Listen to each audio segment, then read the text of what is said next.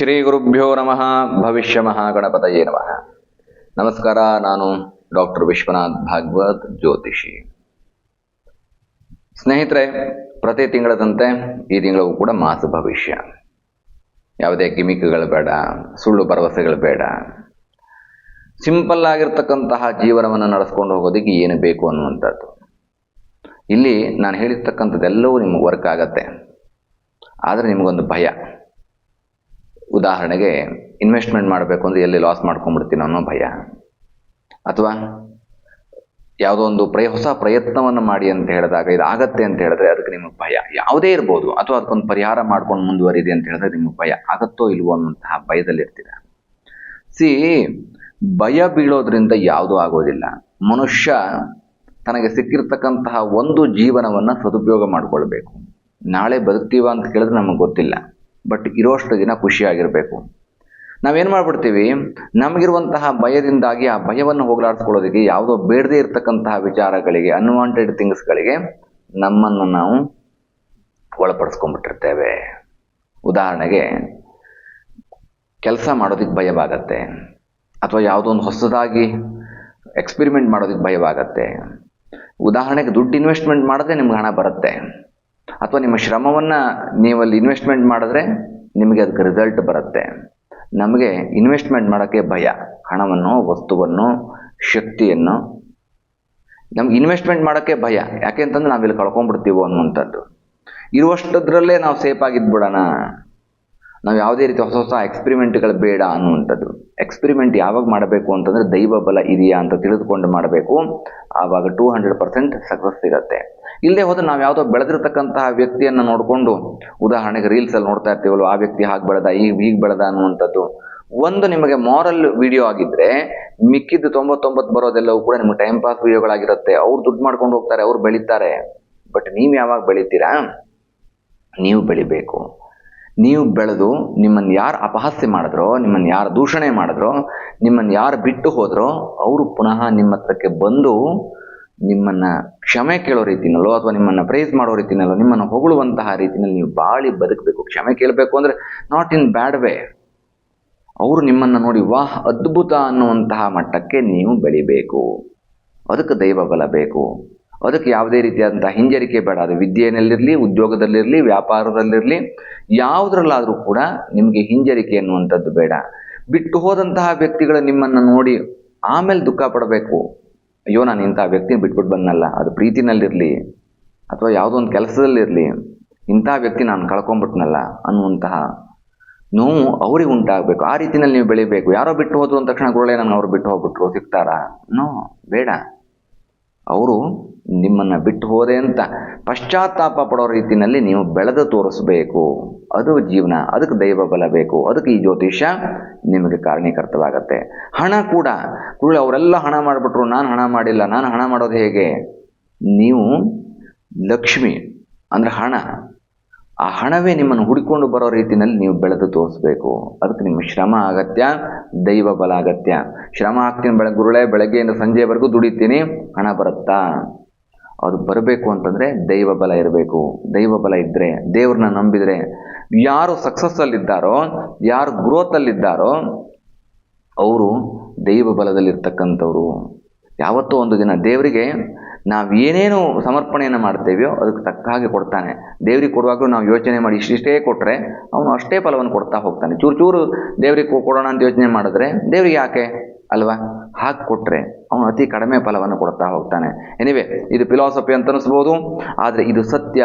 ದೈವ ಬಲ ಬೇಕು. ಆ ದೈವ ಬಲಕ್ಕೆ ಈ ಜ್ಯೋತಿಷ್ಯವನ್ನು ನೋಡಿ ಅನ್ನುವಂತಹ ಮಾತನ್ನು ಹೇಳ್ತಾ, ಮೇಷರಾಶಿ ಜೂನ್ 2025 ಮಾಸ ಭವಿಷ್ಯವನ್ನು ನೋಡ್ತಕ್ಕಂತಹ ಸಂದರ್ಭ. ನಿಮಗೆ ಒಂದಷ್ಟು ನಾನು ಉತ್ತಮವಾದಂತಹ ಡೇಟ್ಗಳನ್ನ ಹೇಳ್ತಾ ಹೋಗ್ತೀನಿ. ಈ ಡೇಟನ್ನು ನೋಟ್ ಮಾಡ್ಕೊಳ್ಳಿ. ಇದು ನಿಮಗೆ ಲಕ್ಕಿ ಡೇಟ್. ಫಸ್ಟ್ ಹೇಳೋದು ಲಕ್ಕಿ ಡೇಟು. ಆ ನಂತರದಲ್ಲಿ ಯಾವ್ಯಾವ ಡೇಟಲ್ಲಿ ಒಳ್ಳೊಳ್ಳೆ ಕೆಲಸಗಳನ್ನು ಮಾಡಬೇಡಿ ಅಥವಾ ಒಳ್ಳೆ ಡಿಸಿಷನ್ ತಗೋಬೇಡಿ ಅನ್ನುವಂಥದ್ದನ್ನು ಕೂಡ ಹೇಳ್ತೇನೆ. ಮೊದಲು ಲಕ್ಕಿ ಡೇಟನ್ನು ನೋಡಿ. 4, 5, 12, 13, 21, 23, 27 ಇದು ನಿಮಗೆ ಜೂನ್ ತಿಂಗಳಿನಲ್ಲಿ ಲಕ್ಕಿಯೆಸ್ಟ್ ಡೇಟ್. ಹಾಗಾದರೆ ಸ್ವಲ್ಪ ತೊಂದರೆ ಕೊಡುವಂತಹ ಡೇಟು ಅಥವಾ ನ್ಯೂಟ್ರಲ್ ಆಗುವಂತಹ ಡೇಟ್ಗಳು ಯಾವ್ಯಾವುದು ಅಂತ ಕೇಳಿದ್ರೆ 1, 2, 18, 19, 20, 24, 28, 29 ಇದು ನಿಮಗೆ ಸ್ವಲ್ಪ ನ್ಯೂಟ್ರಲ್ ಆಗಿರ್ತಕ್ಕಂತಹ ಡೇಟ್. ಇದನ್ನು ಗಮನದಲ್ಲಿಟ್ಕೊಳ್ಳಿ.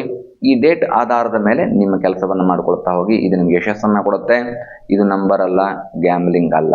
ನಾನು ಯಾವ ಕಾರಣಕ್ಕೂ ಯಾರಿಗೂ ಕೆಟ್ಟದ್ದನ್ನು ಸೂಚನೆ ಮಾಡೋದಿಲ್ಲ. ನೆನಪಿಟ್ಕೊಳ್ಳಿ, ಇಲ್ಲಿ ಯಾರಿಗೂ ನಾವು ಅನವಶ್ಯಕವಾಗಿರ್ತಕ್ಕಂತಹ ವಿಚಾರವನ್ನು ಹೇಳುವಂಥದ್ದು ಬೇಡ. ನೋಡಿ, ಹಾಗಾದರೆ ಮೇಷರಾಶಿಯ ಗ್ರಹಸ್ಥಿತಿಗಳನ್ನ ನೋಡ್ತಾ ಹೋಗೋಣ.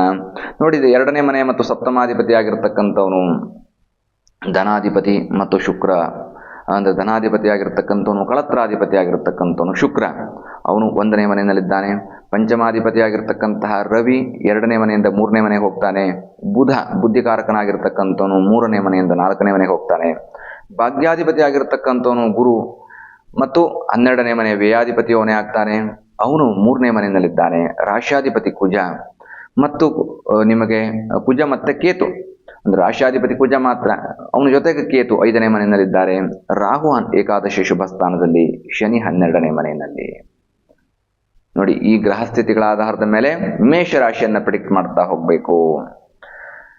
2 ಮತ್ತು 7ನೇ ಮನೆ ಅಧಿಪತಿ ಆಗಿರ್ತಕ್ಕಂತಹ ಶುಕ್ರ, ಧನಾಧಿಪತಿ ಮತ್ತು ಕಳತ್ರಾಧಿಪತಿ ಆಗಿರ್ತಕ್ಕಂತಹ ಶುಕ್ರ 1ನೇ ಮನೆಯಲ್ಲಿದ್ದಾನೆ. ಮೇಷರಾಶಿಯವರಿಗೆ ಆದಾಯ ಬರುತ್ತೆ, ಬರೋದಿಕ್ಕೆ ತೊಂದರೆ ಆಗೋದಿಲ್ಲ, ಆದರೆ ಹಣ ಉಳಿಯೋದಿಲ್ಲ, ವ್ಯರ್ಥ ಖರ್ಚಾಗ್ತಾ ಹೋಗುತ್ತೆ.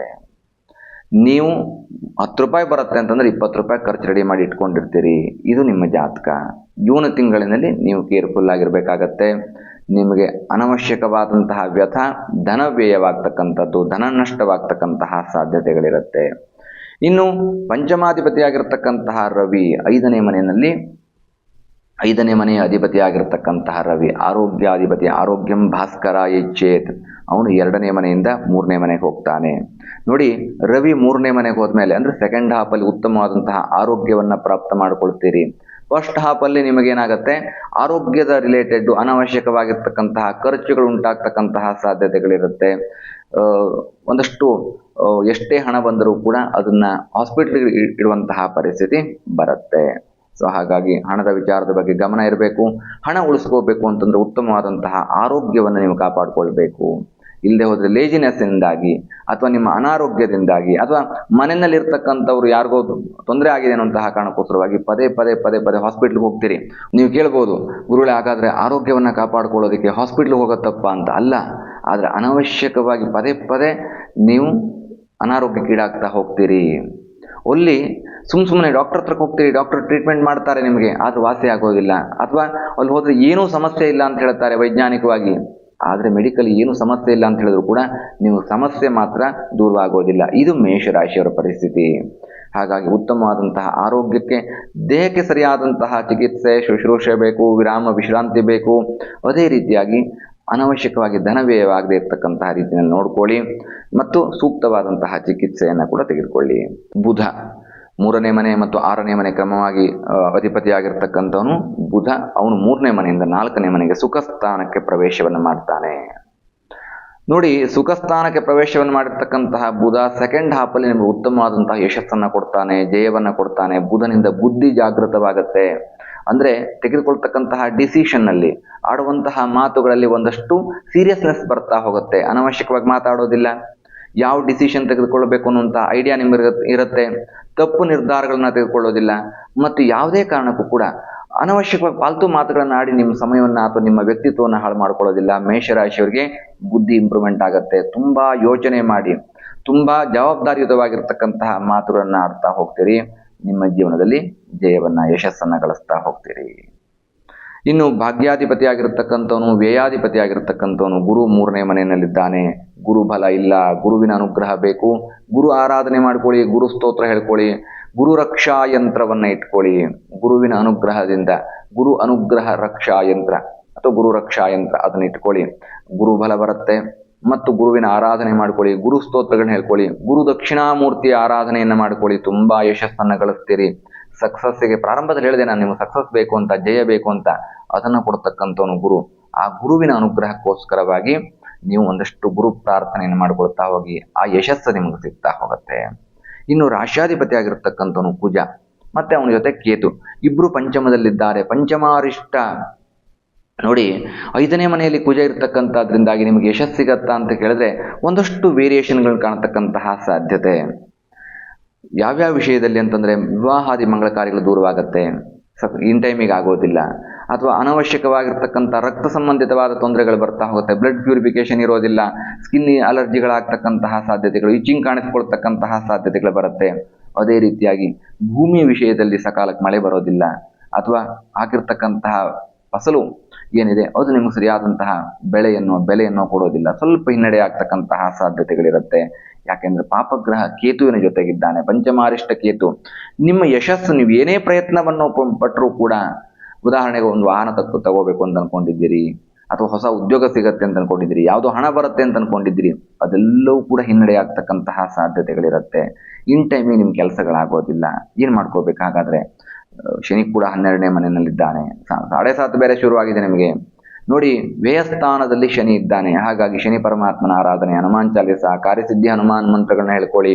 ತ್ವಮಸ್ಮಿನ್ ಕಾರ್ಯನಿರ್ಯೋಗೆ ಪ್ರಮಾಣಂ ಹರಿಸತ್ತಮ ಹನುಮಾನ್ ಯತ್ನಮಸ್ತಾಯ ದುಃಖ ಕ್ಷಯಕರೋ ಭವ, ಆಂಜನೇಯನ ಮಂತ್ರಗಳನ್ನ ಹೇಳ್ಕೊಳ್ತಾ ಹೋಗಿ. ಹಾಗಾಗಿ ಪಂಚಮದಲ್ಲಿರುವಂತಹ ಕೇತು ದೋಷವು ಪರಿಹಾರವಾಗತ್ತೆ, ಶನಿ ದೋಷ ಪರಿಹಾರವಾಗತ್ತೆ. 12ನೇ ಮನೆಯಲ್ಲಿ ಶನಿ ಇದ್ದಾನೆ. ಹಾಗಾದ್ರೆ ರಾಹು ಎಲ್ಲಿದ್ದಾನೆ? ಏಕಾದಶ ಶುಭ ಸ್ಥಾನದಲ್ಲಿ ರಾಹುವಿನಿಂದ ಉತ್ತಮವಾದಂತಹ ಫಿಟ್ನೆಸ್, ದೈಹಿಕವಾದಂತಹ ಫಿಟ್ನೆಸ್, ಶ್ರಮ ಪಡ್ತೀರಿ, ಯಥೇಚ್ಛವಾಗಿ ಶ್ರಮ ಪಡ್ತೀರಿ, ಯಾವ ಕೆಲಸಕ್ಕೂ ಹಿಂಜರಿಕೆ ಬರೋದಿಲ್ಲ. ಪ್ರಾರಂಭದಲ್ಲಿ ಒಂದು 2 ವಾರ ಮಾತ್ರ ನಿಮಗೆ ತೊಂದರೆ ಅನ್ನುವಂಥದ್ದು ಕಾಣಿಸಿಕೊಂಡ್ರು ಕೂಡ, ಲೇಜಿನೆಸ್ ಕಾಣಿಸಿಕೊಂಡ್ರು ಕೂಡ, ಅನಾರೋಗ್ಯ ಅಂತ ಕಾಣಿಸಿಕೊಂಡ್ರು ಕೂಡ, ದ್ವಿತೀಯಾರ್ಧದಲ್ಲಿ ಸೆಕೆಂಡ್ ಹಾಫ್ ಅಲ್ಲಿ ನೀವು ಫಿನಿಕ್ಸ್ ತರ ಎದ್ದು ಬರ್ತೀರಿ, ಉತ್ತಮವಾದಂತಹ ಕೆಲಸ ಕಾರ್ಯಗಳನ್ನು ಮಾಡ್ತೀರಿ, ಹಣ ಗಳಿಸ್ತೀರಿ, ಮತ್ತು ಸಕ್ಸಸ್ ಅನ್ನ, ಜಯವನ್ನ ನಿಮ್ಮದಾಗಿಸಿಕೊಳ್ತೀರಿ. ಹಾಗಾದ್ರೆ ಯಾರ ಆರಾಧನೆ ಬೇಕು? ಗುರು ಶನಿಯ ಆರಾಧನೆ ಬೇಕು.